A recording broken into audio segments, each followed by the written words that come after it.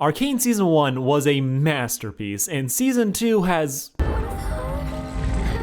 left me with complicated feelings that have forced me to do something that I usually try not to.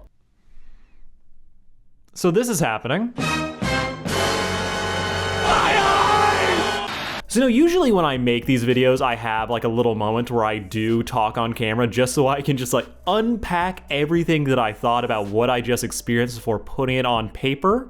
Well, I kind of tried that, and I've been on multiple long Discord calls, and I am just reeling in a good, in a bad, in a way about Arcane Season 2's ending. It's good for a lot of reasons. Just some of them are a little bit baffling. It's never too late to build something new. So, because this is basically my first impression, you guys have the joy of watching me try and unpack all of this on camera, as I might try to do a longer review of this. But for right now, I am so cluttered, as it's so good. We got the scene, but then we had Maddie, and then Jinx's ending, and it was so much. So let's just have a little fun going through like what was of note, and I just try to make sense of it all as I realize how I actually feel about all of it. As I do like it, Arcane Season 2 has been great, it's been a ton of fun to watch, but when compared to the masterpiece that was Season 1, something's a little bit different, and we're gonna try to figure it out.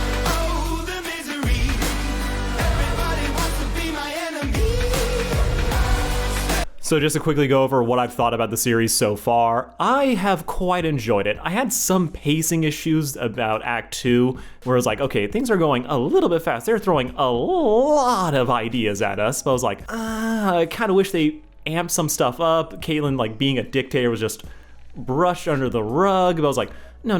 This is a lot. I didn't like Jayce just showing up to kill people. I thought, okay, Act 3, it's probably gonna bring it all home. It has to. Like, it would be so insane if they got like the reveal of the answer, like why it happened, and then it only had more questions for me.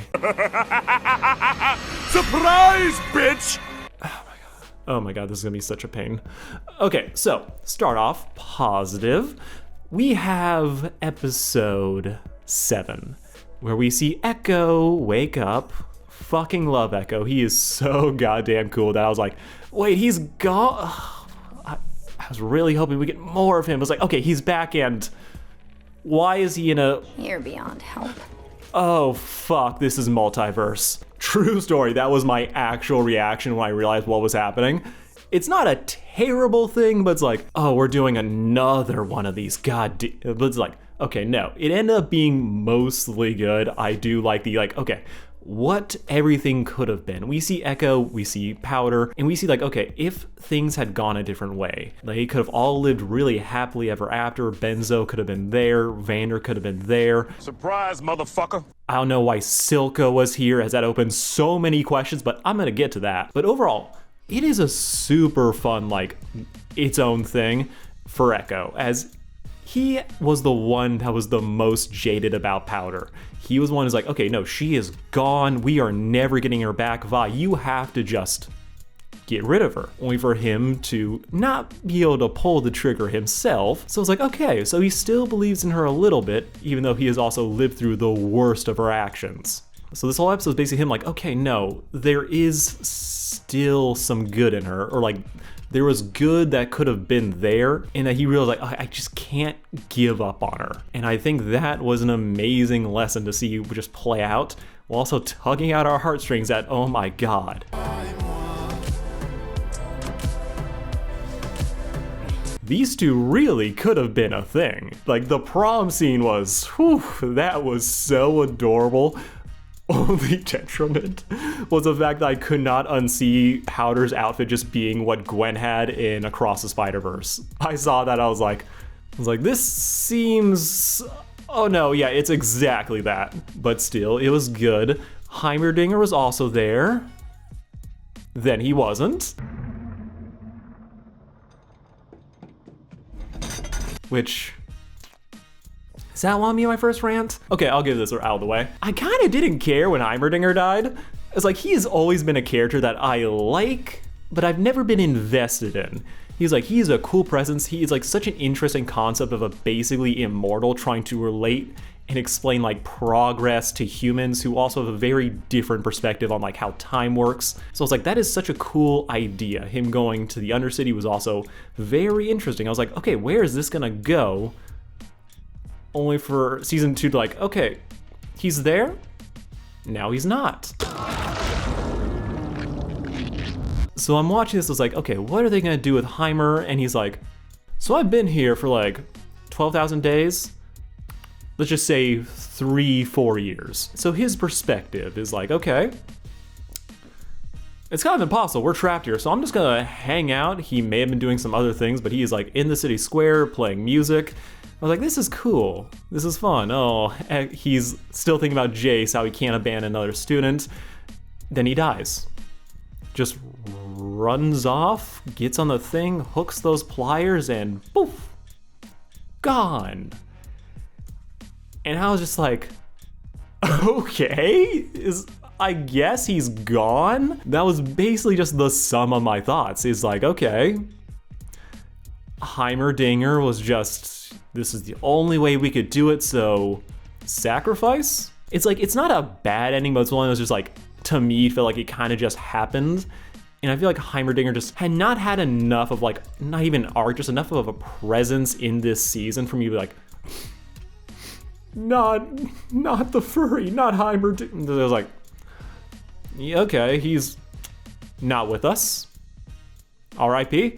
What you say? And it's like that feeling of like, oh, they die, being just, oh, they're gone, is kind of something that was very prevalent through this final act. Again, I enjoyed the scene, it's good, but I was like, it was always, oh, this is what's happening. I was like, oh my god, it's happening.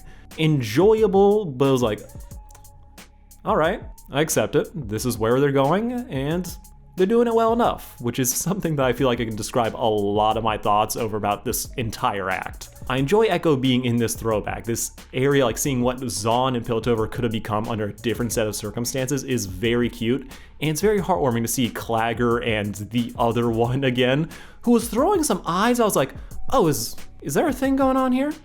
Even though he was interested in the other girl, but I was like, no, there's some looks. Only Vi and Powder were like adopted siblings, so maybe. But the prom scene was good. Heimerdinger's song was fun. It was so gargantuanly funny to see Ekko getting kisses, and then we just hard cut to Jayce being fucking miserable. That was honestly one of the funniest things about this whole transition, or like this whole episode, where it's like, okay, Ekko, so happy, he basically has everything. Oh, he is showing this mural to Jinx Powder about like what could have been, helping cheer her up after stepping on some toes. And then we just cut to Jayce being leg broken in a hole and having to crawl out of it. It's like, damn, they could not have gotten different endings, and it was so, it's comedy gold is what it is. Now before I fully get into a Jayce rant, let me just add on like another thing that I liked. I am very happy that we got a lot of nice sentimental moments with all these people that we haven't seen since Act 1. Benzo, the boys, Vander to a certain extent. But there does hit a point where it's like, okay, this is so sweet. But then Silco shows up. Did you try to kill him? Am I allowed to say this on camera? Am I gonna get killed for this? Yes. Okay, let me be honest. A lot of the Silco scenes felt like fan service. It's like, I was already in a little bit of like a about them making like, okay, flashback Silco. Oh, he had Jinx's hair. I was like, oh my god, they are really chasing some tweets about like, oh my god, that's her father. Oh, he's styled. I was like, that's a choice that they are like intentionally trying to get that feeling, trying to evoke those emotions and reactions. I was like, beforehand, I was like, he did not have that hair. We saw what he was like, and that was not it. But then for him to come back to be with Vander, to get the very funny line from Ekko was like, weren't you trying to kill? He trying to be like, oh shit, he knows about it. Like, oh. forgiveness. I was like, okay, that's cute. It's like, okay, fan service, have a nice little moment with the two of them together. But then I started to think about it. And it's a small thing, but the more I thought about it, the less sense it makes. And it reminds me, like, yeah, I'm oversaturated on multiverse, but I remembered how much I really actually do not like time travel stories most of the time. As once you pick back the layers, the less and less sense some things make. And Silco being here was like the one notch to be like, wait, no, shit. This doesn't actually make sense. As from what we see, the only real difference is like, okay, during the heist, Vi was the one who ended up dying. Maybe she was the one who found the crystals instead of powder. It was like, okay, death, they were found. They didn't have like the massive incident that was originally happening in Zaun. So it was like, there was less civil strife. Things were able to work out differently. They were never taken hostage by Silco to like kill Vander, make things worse, all that. However, the fact Vi dying does not matter to Silco's plans. That dude would still have functional shimmer by this point in the timeline, and he can't even say like, oh my god, Heimerdinger was there, he could have stopped everything, he could have really, is like, wait. Heimerdinger said 3 years ago, 3 or 4 years give or take, I'm pretty sure I'm 100% sure Jay said like 7 or 6 for like we start Act 2 in Season 1. I'm just gonna cut this rant off since I found the answer on Twitter. The answer is a letter. Silco found the letter, that means they forgave each other. I like genuinely wonder how many people got that on their first watch and didn't find out later or was just told it. Also, yes, this is Doug Dimmadome, owner of the Dimsdale Dimmadome. Therefore, Heimerdinger wouldn't have been back soon enough.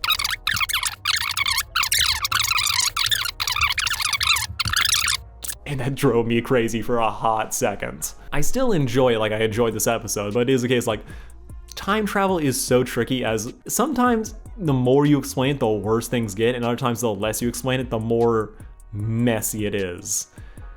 It is complicated. Time travel is a bitch. That's why what happens with Jayce is also a bit of a nightmare. Surprise, bitch! It's like, this was a big thought of mine for Jayce at the end of Act 2, was that for him to come back, to shoot Victor after their fucking hug, the fucking breakup, I was like, damn, this fucking hurts. They have so much love for each other, clearly. So then to like go, okay, Victor, you are now getting shot by Jayce, and then not doing like the full explanation for like why this was happening here. It does do a thing where I was like, I'm not thinking about why Jayce, the character, is doing what he does. I am more thinking about, okay, what are the writers doing? And that is a dichotomy, not dichotomy, that is like a place where I don't really want to be thinking, where I'm like enjoying media, where I'm like thinking like, why did the writers decide to do it this way versus another?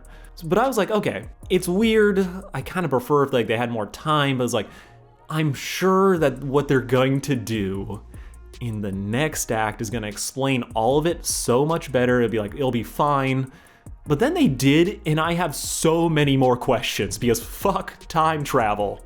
So just to get this out of the way, I do really enjoy Jayce's section. Him being trapped in this hellscape is quite enjoyable. He finally took that plunge, and he then had to fight to get back to his life. It was good. The sequence was very solid, especially with the comedy of what was happening on the other world. So essentially, my thought process was like, okay, what was implied was like, okay, Jayce was in the Terminator. He was out there fighting these fucking robots. They were out to kill him, and he like survived, was hardened, and then like he comes back. He is so clearly like on edge that him then immediately killing Sal would be like, oh fuck. But he's experienced so much hardship. He clearly like must be like traumatized from this. Then the real answer is like a little bit weird. As yes, he clearly went through it in that other world, but it wasn't like, oh, he was getting hunted by robots. They literally chased him once. Then on his own, he fell into a fucking hole,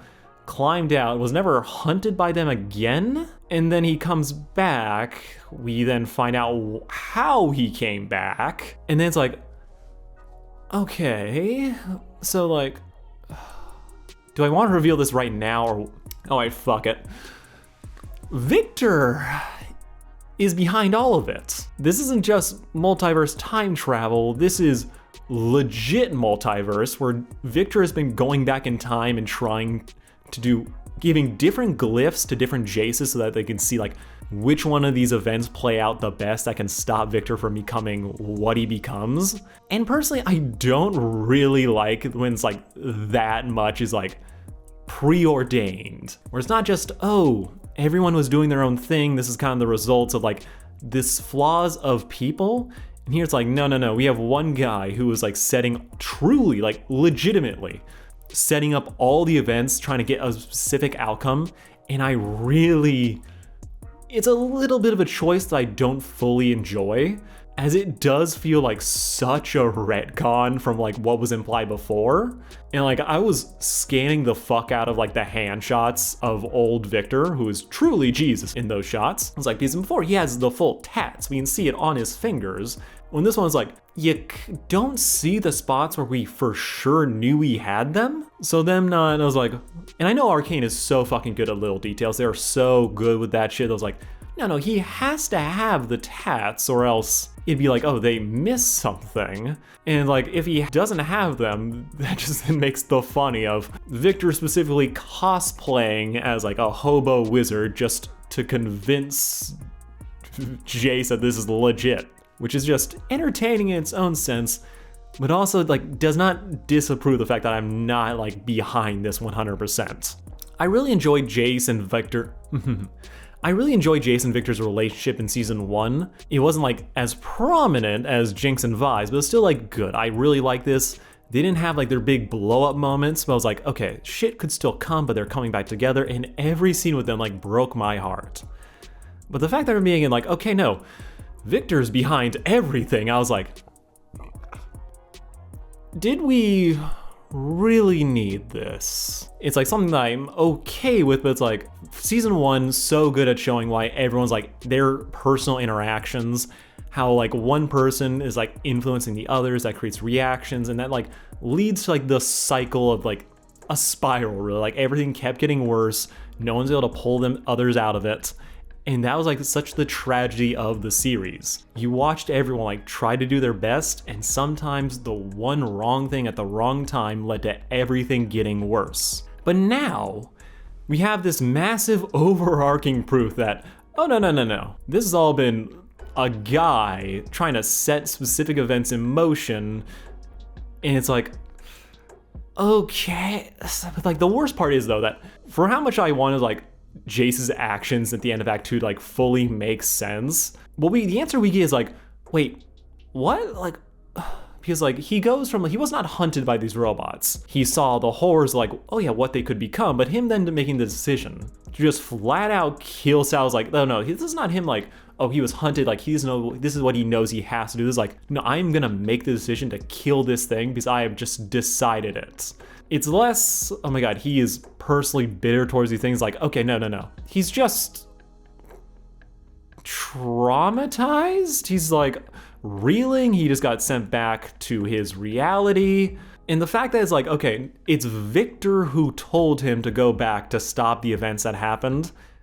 And the fact that it's straight up implied or said that the version of reality that Jayce was sent to was a previous version of the time loop.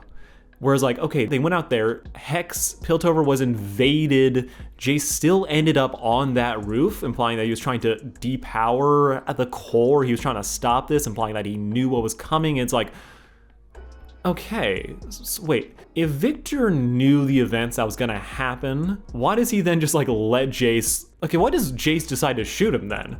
If he's trying to stop this at the behest of the person who has told him like, okay, no, these are events that are gonna happen, Jayce deciding to then shoot him is like, and leave the body for Singe to then do all of his experiments on is like, wait, what? Like, it feels like then it's like, this is like why I hate time travel. It's like, if that version of Victor knows the exact events that are gonna play out and he can't just give Jayce the strat of like, grab my body, it'll start healing, but then it's gonna get fucking worse when we get the daddy blood infusion. It's like, okay, I guess? I'm down for Jayce to always do the wrong thing at every occasion, as that's kind of been his character. But for what I was expecting, like, the grand explanation, like, the full, like, it explains his actions, but then the way it's delivered then adds all these extra questions. That if Jayce really could just, like, explain, like, hey, your other version of you told me to stop, and he's, like,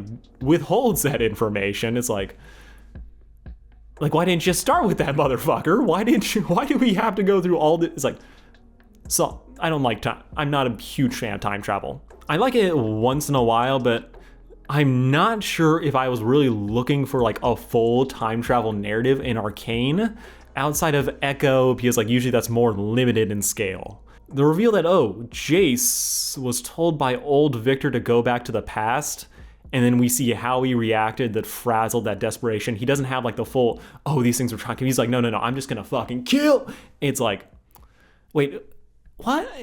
That's the thing that I feel like a lot of choices for this finale, where it's like, I buy into it, but I'm still questioning what is like a little bit of confusion where previously the last season's like, okay, no, I know exactly where they're fucking going, and it's gonna destroy me. It was so airtight, where a lot of the script decisions here feel just a little bit loopier. And I feel like I just need this to be so solid, as if it's not, it really just draws attention to how like, this is a construction of the writers. And it's like, okay, we're gonna give everyone their near happy ending, and then one guy with a gun is going to ruin everything for everybody.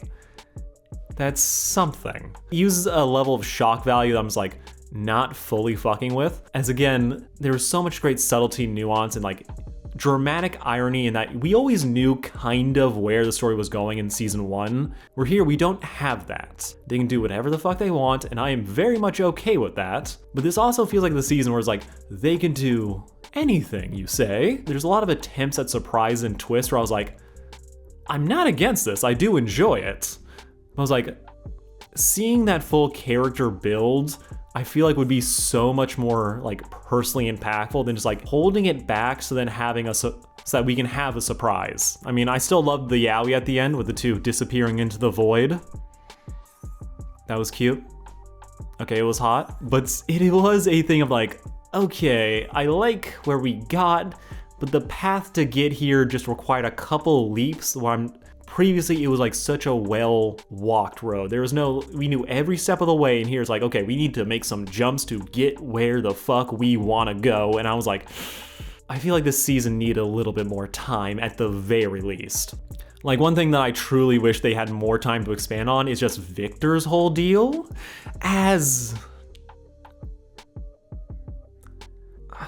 So here's the fucking deal. I spent all of Act 1 just assuming Victor was having his mind controlled by the Hex Core. It seems so blatantly sinister, everything that fucking thing was doing, as he was like, okay, Victor woke up, saw the plans, was like, that'd be enough to get him to just leave Jayce. Then he's also hallucinating Sky. And I didn't for a second think that that was her. Only for the episode 8 to imply that it was a genuine memory hallucination program, like whatever the fuck you want to say. That it wasn't like the Hex Core trying to trick Victor into doing what it needed him to do. Instead, it was just a thing that Victor was talking to. And now the implication is that everything Victor did was of his own free will, which feels at odds with we had the Wild Rune leading him to like where it thought he most needed to be. We had him like, oh, reaching out, controlling people. We had this hallucination that did feel like a hallucination. We had the implication that, oh, this shit is evil in season 1, just constantly. So for the story to just kind of go, oh, no, like she was genuine. He's going to miss their talks, and it's good, he's not going to miss her, and that was like such a good line, honestly. That was so good. Miss our talks. No. You won't. But also like, okay, no, we're leaving off on a positive note for her, that she like cared, and it's like, here's the thing. I don't really like it when a story has to use like something to force a character to make a decision that they would not usually make. If they're gonna do some shit and like have that be mine for pathos, I'm like, okay, no. I'm down for it, but it always has to be like really their decision. So I feel like this season does a bit where it's like, so I guess it kind of hits a point of like, Act 1 felt like it was setting up Victor being controlled by some entity to a certain extent. I'm just like, oh shit, this is bad. This is like, oh, he's gonna do something. But then it's like, towards the end, it's like, okay, no. Everything Victor does has been genuine under his control to a certain extent. When he gets his emotions back after the mask shatters, it's like, oh, he's like coming to be himself again. It's like, okay. Like, I get it. This is the thing that I technically want. But it does hit this hiccup like, okay, I thought it was one thing. Maybe I was just wrong. But then we just have these little other moments like, wait, hold up. As one, Act 2 was like so utterly genuine and like, oh, Victor just wants to help people. But then we get like, oh, Sallow he's not breathing. He is still partially, mostly machine here. Victor's like, oh, trying to touch people, they have a full hive mind going. That's not good. And creates this distance between like, okay, Victor's actions have some horrifying implications, but he's like, oh, I just want what's best for people. And that difference like doesn't ever seem to fully set in. Towards like, I feel comfortable saying, okay, Victor is making this decision. And I feel like there just isn't enough weight to really convince me fully that like, okay, no, he's 100% in his own mind with the story. Then like, it's like, oh, yeah, he decided to do all of this. I was like, did he? Did he really? Not to mention like probably like the biggest like, wait, what? Like that kind of tracks, but it was also like, it was like Jayce said, well, I'm just gonna play the clip. You've always wanted to cure what you thought were weaknesses. I was like, no, wait, Victor, like he did want to fix his leg, but it wasn't really like weaknesses that he was trying to fix. It wasn't like, this isn't what he resented. It was the fact that he was fucking dying. It's like, yeah, later in the penultimate episode, he decides like, oh yeah, I'm gonna fucking keep changing myself. So for Jayce to be saying that shit, and he's like, you always, I was like, wait. Was that always his thing? Because him wanting to help people was like, no, that fully tracks. I'm just gonna get off this as this is going to be something that's gonna rot in my brain probably for the next few days. So let's move on to other things. I still like everything Jayce and Victor were doing. I feel like not scruples, that I'm using that word wrong for a long time, but my slight issues, like it doesn't take away from the fact that like it mostly works. However, I think Mel is so wasted by this season. Holy shit. I was worried about Ekko like getting his screen time, but fuck Mel, oh my god. Like, she's still cool when she shows up, but it's when she shows up is the real question. She is kind of just around in Act 1. She is trying her best, trying to stop her mother, playing defense, trying to make sure everything like doesn't fall the fuck apart. But then she gets taken away. I was like, oh, this is gonna be so fucking cool. We're gonna get like some Black Rose type shit, but then it's like one appearance in all of Act 2. Not the end of the world, but it's like, I said in my review that this feels like spin-off material for a Noxus season. I kind of said that assuming that it wasn't going to fully feel like that in Act 3, only for this season to end with a shot on Mel and them saying we have more stories to tell. Our story isn't over. Yeah, this whole bit was just set up for a Noxus Arcane season. Holy. It is not terrible, I will give it that. It is not bad by any means.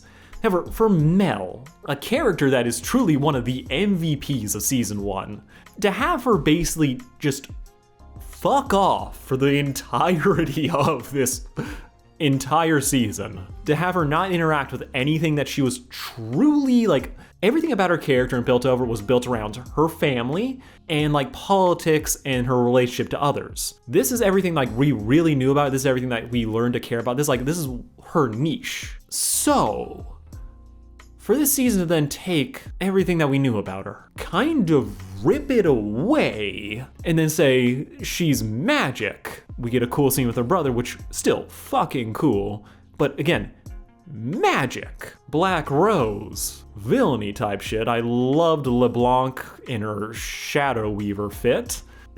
But still a choice to take Mel from like basically everything we knew about her character and basically introduce something wholly new. This, I don't think, was ever fully foreshadowed in season 1 that she had magical powers. And then make that the entire focus. To have her removed from the story so that Mel's mom just keeps doing what she's doing with an even like greater drive to do so. I'm not fully fucking with it, as it does again feel like, okay, no, the writers kind of need this to happen so that we can get the story where it needs to go. I'm not against it, but with the fact that Mel is like, it's spin-off fuel, I'm not fully sure that I'm like loving it. I also don't fully love her ending and her final line with her mom, though I do think it's super in character for Ambessa. You are the wolf. I'm just like, good line for Ambessa, but there's a weirdness to Mel like getting that moniker, then semi-accepting it by like taking over her mother's forces, then going back to Noxus, and her just being like, this is my life now, after basically like getting all this stuff, like everything that she has built, how hard she has had to work to like differentiate herself from her family. Even like, oh, to be worthy of a Medarda, that was still a part of her character, for them to then become something new and to then still embrace it, and then get like this confirmation like from her mom, like, oh, you got this. That did feel just slightly weird, like to end Mel's story on. I was like, no, she's kind of becoming something else. But instead, like, we're putting this moniker on her so we can like drive her to do whatever she does in the next show. It's not terrible, but it is like, okay, I guess this is where we're going. Also, I feel like I might as well cap this off. Ambessa, one of my favorite characters. She, oh my god, was amazing. she's so hot.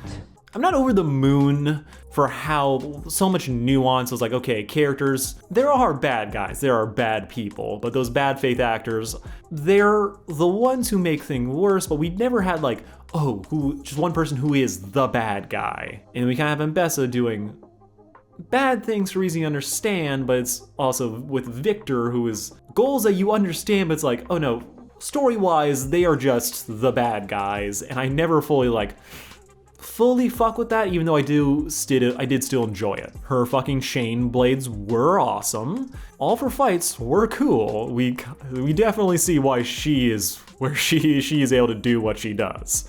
Like the female for Rictus, love how she like got that shit around her arm. Also find that for how much she was talking about, like, oh, the magic, it is like the Black Rose. It basically goes against what Noxus should be, which that is a theme in the games, is like the Noxus society, like what they aspire to versus like who actually is in control. I do like that is brought back with Ambessa's character. But I think it was funny that for all her talk, it was like, oh, we gotta find a way to stop magic, to level the playing field. We just have fucking talismans that fully are able to like negate or weaken magic. I was like, oh, so that just worked. Why don't you get more of that shit? My god, that's so effective. Just gonna, I guess we can move on, get the next thing. Though, yes, I would let Ambessa shit out of me. Wasn't sure you'd pull through. Loris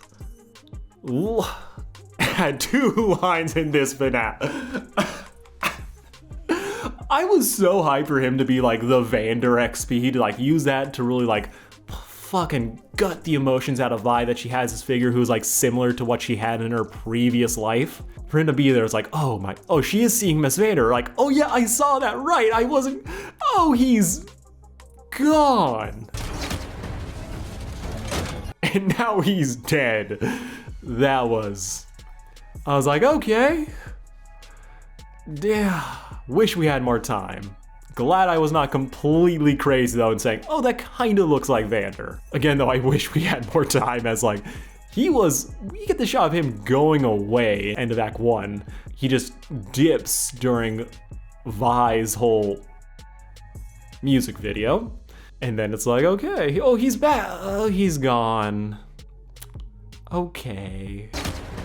This is one of those characters I was like, I feel like there's such great story to tell, but we had too much going on as it is, so I get why that's gone, but it was like, I want that little I just wanted a little bit, just a little bit of Vi's daddy issues. That's all I wanted. But then we get to the next scene of Kate and Vi. You didn't let me in on that part of your plan. And it's kind of exactly what I was semi-afraid of, where it's like, they throw the bars at each other, Vade accuses like Kate of being a dictator and allowing Ambessa to poison her ear. And it's like, damn, I know.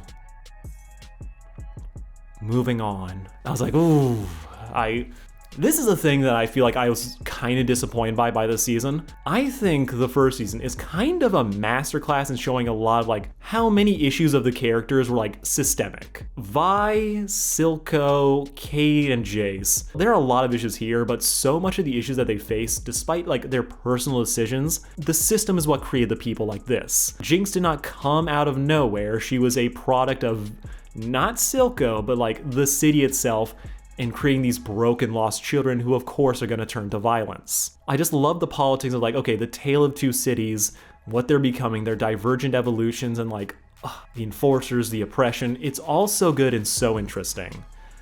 So for them to kind of just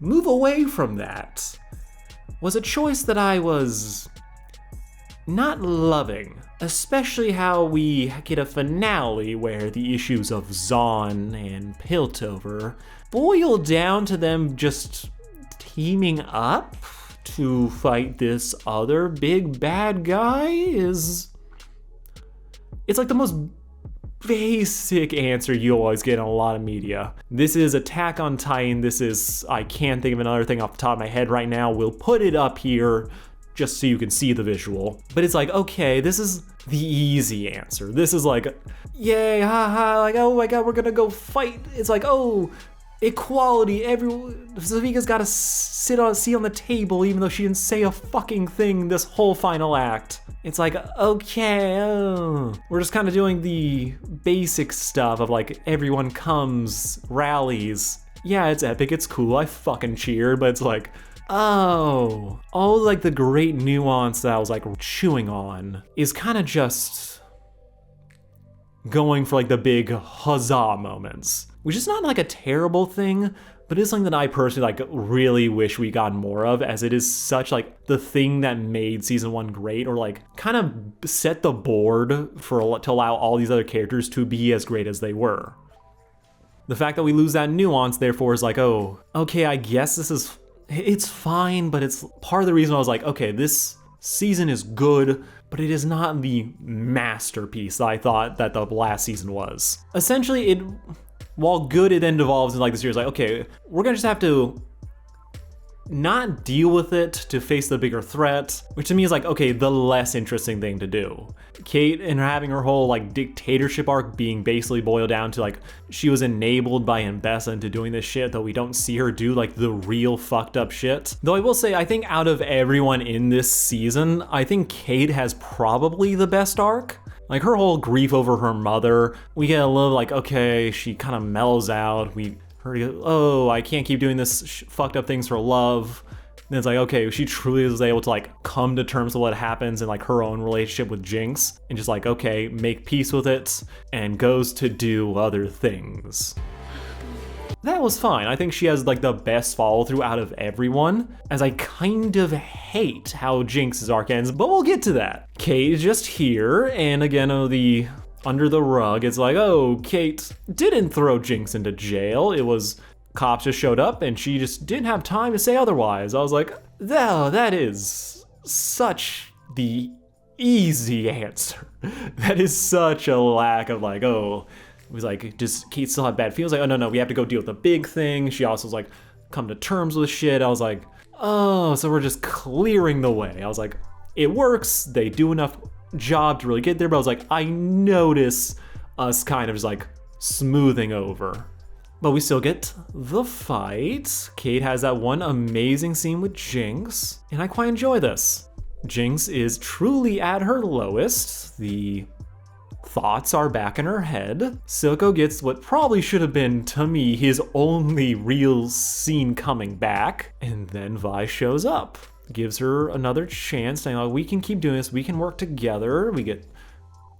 Doesn't happen. Then Kate shows back up. Kate goes to comfort Vi. get the reveal that if I didn't fuck everything up, Caitlyn let her kind of get here, so by sending away all the guards. Okay, they fuck. Oh, I know, that is gonna feed so many people for so many months. It's great, it's hot, they needed this. It's the funniest part though. I saw someone. Kate. I don't fucking care.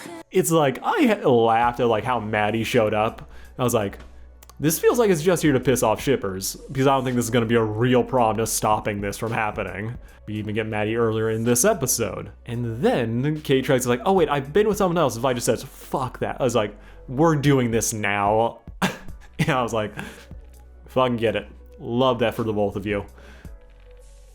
I will say though, hot as this was, Jinx giving this whole relationship her seal of approval after kind of hating it all in season 1. I do think this is the moment that kind of broke me from just like how on the nose most of the music is or has been in this season. There was a great meme on Twitter. It was basically like, if someone steals and robs someone in Arcane, oh, song about someone stealing and robbing. I was like, that's so true. Arcane this season, its choice of music, I don't think it's as bad as other people have said it is.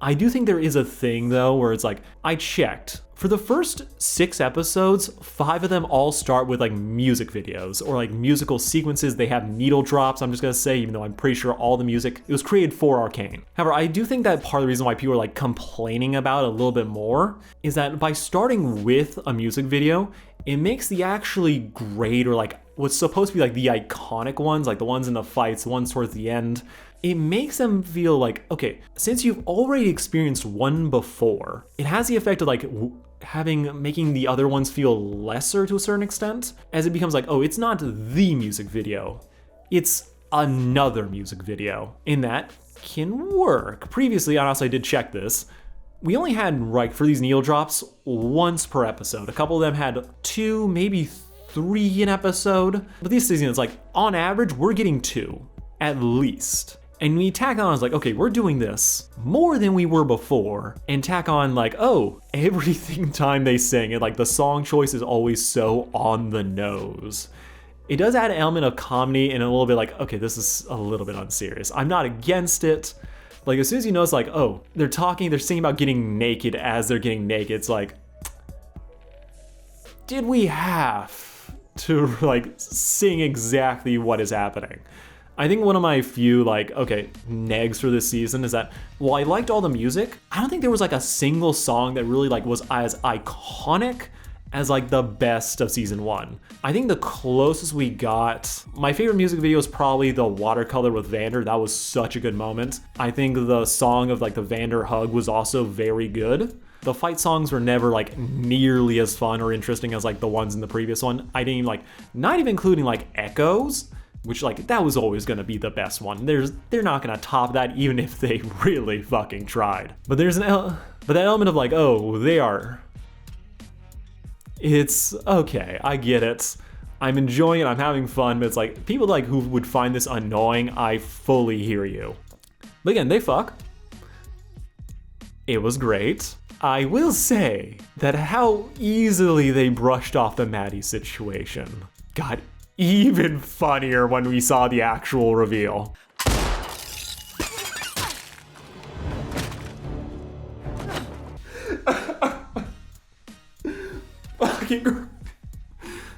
That was the funniest shit anything has ever done. Holy, like, negatives first. I saw this coming. And sadly, I only saw it coming just through narrative calculus of, well, Kate and Vi, they're gonna fuck. So we can't really have Kate be a bad person in that way. So we're gonna have to get rid of this other bitch. So for them to review like, okay, my thoughts, dead or traitor? And then they did both. I was like, yeah, that's what they would do. But I never once thought like they would do what they did, where just so unserious. The bullet, she shoots, bullet bounces back, domes herself. I was like, That's so funny. That was so rough. That was so good to see in a fucked up sense. But then the way Mbessa just like doesn't even mention it. No one brings her up again. I was like, damn, you really were just here to fuck with Kate Vi shippers. Like truly, Maddie doesn't do anything in this series that does like fully justify her being a spy. She's there beating her chest. Like she's just the first. Anyone could have done that. We don't really get explanation of like why she was working for Mbessa. She was like a deep cover, a sleeper agent. I was like, okay, she was doing her thing. It's fine. But truly, it is so unremarked upon. It is so like just gone. I was like, okay.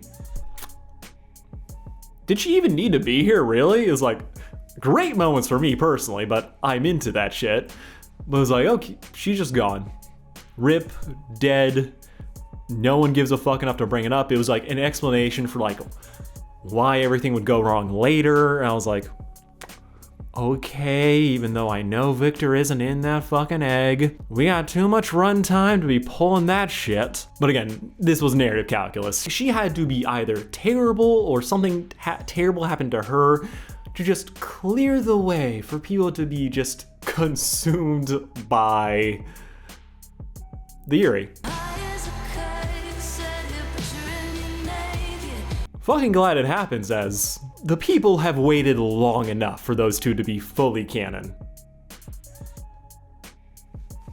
Okay, now I got that clarity. I enjoy Vi in this season. I do feel like a lot of shit though just kind of happened to her this season, which is fine because she was such the focus in the first one. I was like expecting like a bigger like payoff for it all besides what we ended up getting.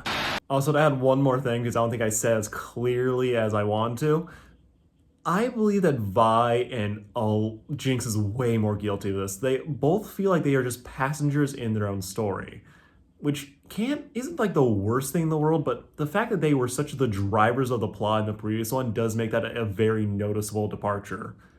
That's what I mean when I say shit just happens around them or comes straight to them. Also, this is Fallout New Vegas Mr. House poster. I love it. Also, I forgot another thing to add about the music videos. The fact that they replaced the backstory is like, okay, that was one of my favorite parts of the first season. But the thing that really gets me is that a lot of the information we get in season 2 from them, the intro ones, most of it could have just been an email. All right, let's get on to that finale and what I really just am the most on, which is Jinx. Now before that though, I gotta say the fucking action in this finale was so fucking good. I feel like I need to sing this show's praises even though they should not need to be said. This show is a fucking technical wonder. Between season 1 and 2, this show apparently cost $250 million, which is a lot of money. Though it's kind of a lie since they included the marketing budget in it, which is something that you never see done for other movies, so it feels like it was just done to say, oh, it cost so much more money. I was like, no. It costs a shit ton, but not like what you're putting out. The art style is to die for, the action is always so good. Honestly, the small unsung heroes of like this whole show is like just the micro expressions you get out of all the characters. It's like every look, every like single like glance, it is so intentional. It is never, you can't really chalk it up to like the actors like looking on set or like looking at their notes. It's always like, no, that was put there, that it was intentional, and it makes the story so much better for it. And I think that all carries over to this finale. It's like, oh no, this is just fucking amazing action, and it had me hooked for the entire just time. Vi's killing people with her gauntlets, Caitlyn's taking these shots, and Mbessa is doing God's work with those chains. I think one other funny bit I had just like watching the show.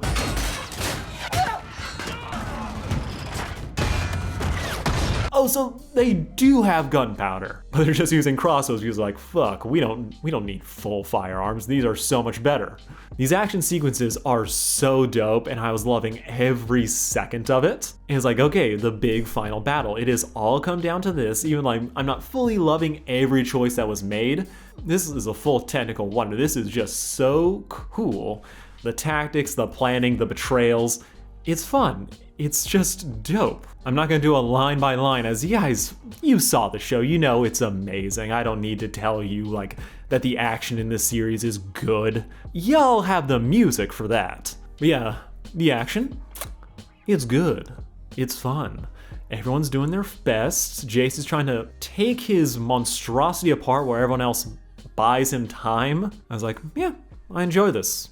This is good. And yeah, there's the reveal. There's the traitor. Oh, Jinx and the rest have shown up.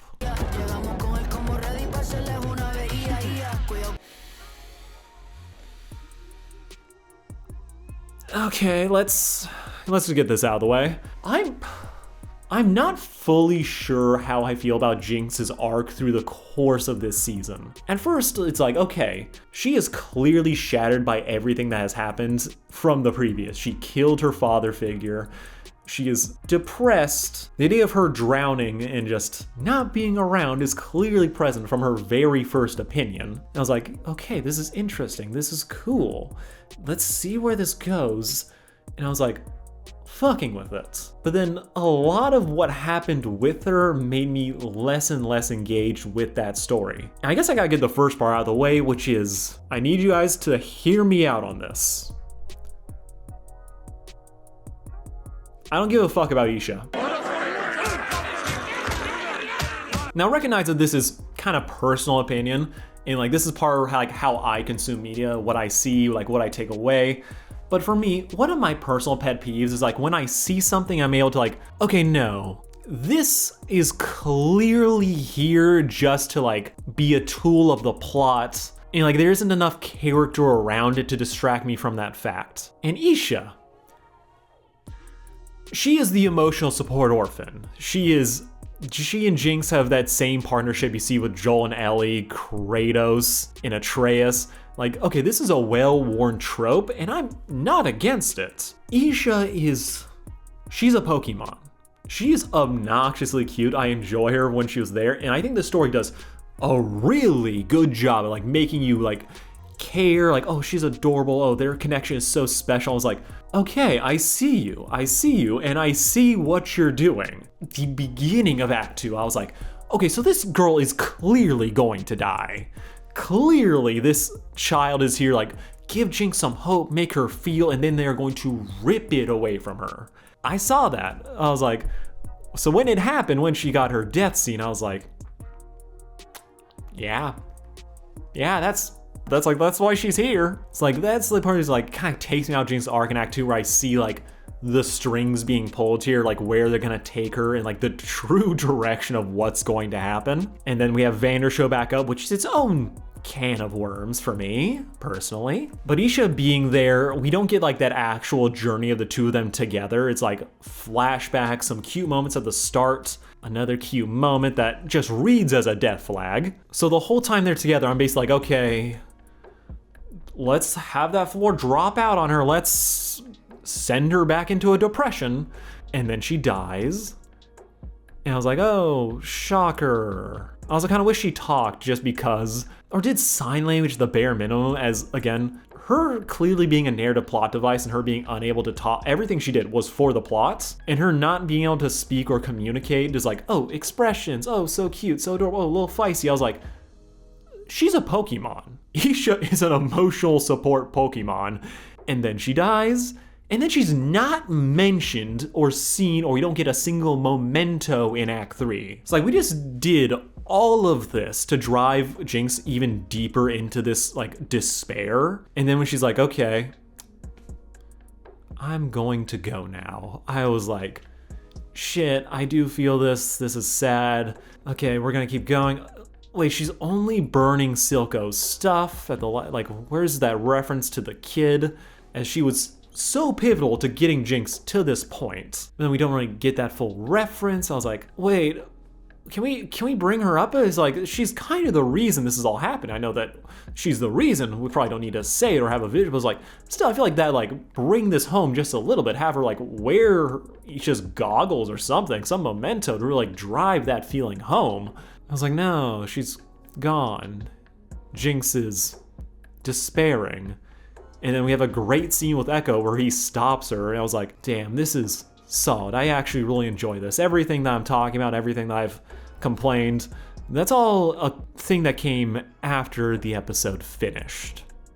As what they decide to do with Jinx is so weird to me. As here's the thing, I do believe that bitch is alive. Yeah, I saw the blimp, I know that reference to the very start of the series.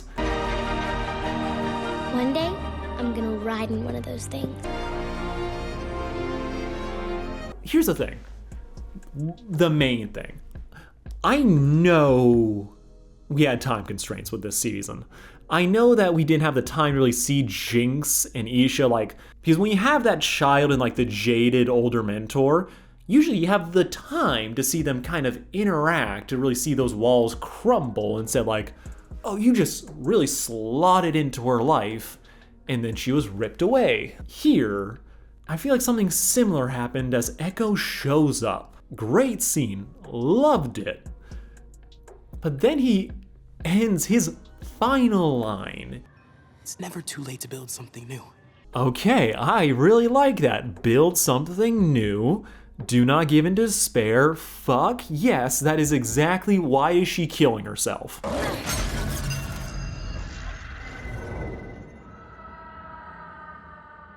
Truly though, the really annoying thing to me is this. Ekko was talking about, okay, we need to build something new that felt like what was being set up by Isha being in Jinx's life. Like, okay, she can start again, she can like help stop the bad guys. The stories say like, oh yeah, we're gonna start something new and then just have Jinx fake her death. Have her leave Vi and Ekko to think that she is just gone is such a weird choice for me. And it feels weird because I don't fully feel like the series was like building up to this being her ending. I don't need this show like to be like the game continuity. Fuck that game, I don't really care. However, for Jinx to be like, okay, we spend so much time showing her like build something new. We have so much of the series just like building up community, having like creating something that is theirs to really take care of each other. So for the series to then just go like, well, she needs to leave people behind. She needs to just walk away. After she just became a symbol of rebellion, inspired Zahn to come to the fight, and then she just dips afterwards. So I was like, that was a thing that I was like, I don't fuck with this. I'm not really sure if like, this is the thing I always hate about being a reviewer is that the difference between, finding the difference between like something that you don't personally like versus what I feel like the story didn't do well. Some things I'm like, okay, no, that is a me thing. Other times like, I think they could have built this up better. And this is kind of hitting both where it's like, I can kind of see what they're trying to do about stepping away. But I feel like the Act 1 narrative, a little bit of Act 2, it kind of feels like it lends itself to Jinx staying. It's not about Jinx like dipping out and like doing her own thing. People were pissed, but I feel like fuck them. Let the sisters be together. Let them be doing their own things. Let her like make up for any evil that she did by helping others. And I do feel like there's a point in this season where it definitely felt like the series loved Jinx more than I did. But y'all are trying to make her like the main character, like the focal point of this entire series in a way that felt like, okay, before it was more communal to a certain extent. I enjoy her, I like her, but like the ending is like her leaving is something I was like, no. And the fact that they're like, oh, she's really going through like a mental health crisis, like the version that we see in the show in season 2, kind of like sands so many of the edges off. Like, yes, she's depressed, but like the psychosis she suffered from in season 1, the hallucinations, I kind of like wrote that off in Act 1. It's like, oh, she's mentally, she's like, find decide who she is. Therefore, it's like, okay, it kind of makes sense why these things aren't around. But like, in the context, like what we end up getting of her like becoming a hero just out of hand, just inspiring everyone, inspiring like her actions, like causing a lot of it. The fact that we don't really see her like full psychosis come back, except like, oh, hints like, oh, she's about to do something dangerous. I was like, well, some part of the thing that makes her interesting is that she is suffering through so much, and the fact that it's like not present kind of feels like, okay, we're smoothing stuff over so we can have this ending that we want, which is still good. I still like the series, but it's like, oh, we need to get to some places, and we need to like not be bogged down in like some of the things that would otherwise hinder this result in the time frame that we have. And I think the thing that like truly breaks me just a little bit, like the thing is like, disagree on like what they're doing is fine, personal preference versus like what the series is trying to go for. I really think I personally needed this, was I wanted to see Jinx, the actual talk between Jinx and Ekko. Ekko talks to her, like gets her to not jump off the ledge. However, we don't see him actually like put that fight back in her. He doesn't like get her to like keep on living, to keep fighting. We don't see that. Instead, we just go away and we don't come back to it. And then we just get, oh, Jinx is like, the cavalry's here. She's called all of Zaun to help. They're all wearing her colors. They are dressed up in like being inspired by Jinx. I'm like, for what we've built up Jinx to be, like this symbol of Zaun, the fact that we don't see her like actually rally, we don't see her like find the will to live. I feel like we needed that scene, and the only reason it is not here is because the show wanted to have this big surprising moment. It wanted to have that twist. I'm like, no. I think I would like it more if we saw her like pick herself up, grab the rest of Zaun, and come save the fucking day. I think something that, again, I like more about season 1 is that it's so well plotted out. We kind of know where it's gonna end, and while there's twists and turns, there's never a twist where like comes out of complete nowhere. Where here is like, okay, we are withholding information so we can get this big surprise moment later. Even though I feel like the moments that we're like jumping over, skipping over, are some of the things that we most need in this show, personally. So I feel like that could like do a really good job at contextualizing what Jinx would do later, and I just don't buy into like, because everything Jinx experiences, I feel like Jinx's decision to like leave only starts coming into like full force in this final act, where other world Vanders are like, well, sometimes you gotta leave people behind. Suko is just like, yes, sometimes you must break the cycle. I was like, y'all are giving her this message so late. So late. Yeah, Vi said like, oh, we can like build something new. I was like, together. And then they didn't. I was like, straight up thought she died for a half second. There we got the blimp and like the tunnels. I was like, is this really like the best ending for them? F the system, do something else? I was like, no, you gotta fix what's broken. It's like, it's a lot. It's left me with a lot of feelings, and this is part of the reason I'm like talking on camera, as is like, so much of this is percolating and not it's like settled on like what I think is like, was this like the best choice? My feelings at the end of Arcane season was like, okay, this was a masterpiece. This was so amazing that I would not change a goddamn thing. But now season 2, yeah, I know, I hate being season 2 because like, oh, it has all these expectations. But I got to that ending, I was like, wait, what? I was like, so many questions about like what happened, even though I like some of the ideas that were being presented. The Jayce and Victor disappear into the void together, I can fuck with it. Jinx sacrificing herself is like, wait, she just avoided this. We just talked her out of it to like build something like, oh, she's leaving. Like, oh yeah, Caitlyn and Vi, they're together. That's like cool. That's great. Awesome. Oh, we're just like, oh, Savika's on the table. I guess everything that was wrong with our society is gonna be fixed by having these extra voices at the okay. I feel like this is kind of like, okay, we have to wrap everything up. I feel like that is one of the bigger issues with this season. There is just so much happening. I enjoy it. I personally, I kind of think I'd give this season maybe an 8, as well, I talk too much about like what is wrong, pessimism, that is me. But I do think overall it was still a great experience. But then it's like, okay, no, wait, hung up on these little things, but then like it leads to I think our bigger issues with the overall story and the writing. Even though I did mostly enjoy it. I really did fuck with Arcane season 2. But this ending and like my initial experience of being like, wait, what? Is this, what? That is genuine to like how I felt. Hey, okay, cheers. Cheers. What the fuck? I think in like maybe a few weeks, few days, I'll come around to it maybe more, or I'll like it less. Season 1 was like perfect, and this is like, no wait, I have questions, but like not in a good way. I think a lot of the themes and ideas that were like I truly loved from season 1 kind of got dropped to the wayside. A lot of the character work I still enjoy, but I feel like don't fully live up to like what they're going for, even though it's like not a direction that I personally would have picked. That could be like a dichotomy thing, like what I feel versus like what the show did. I'm fully in, like, I'm never, being correct is my kink. There, I said it. But this is one I was like, okay, and I've like spent most of today when I'm not talking with the camera, I am talking to like my friends, and a lot of them are like of similar opinions. We're like, oh, that was a lot. Hey, okay.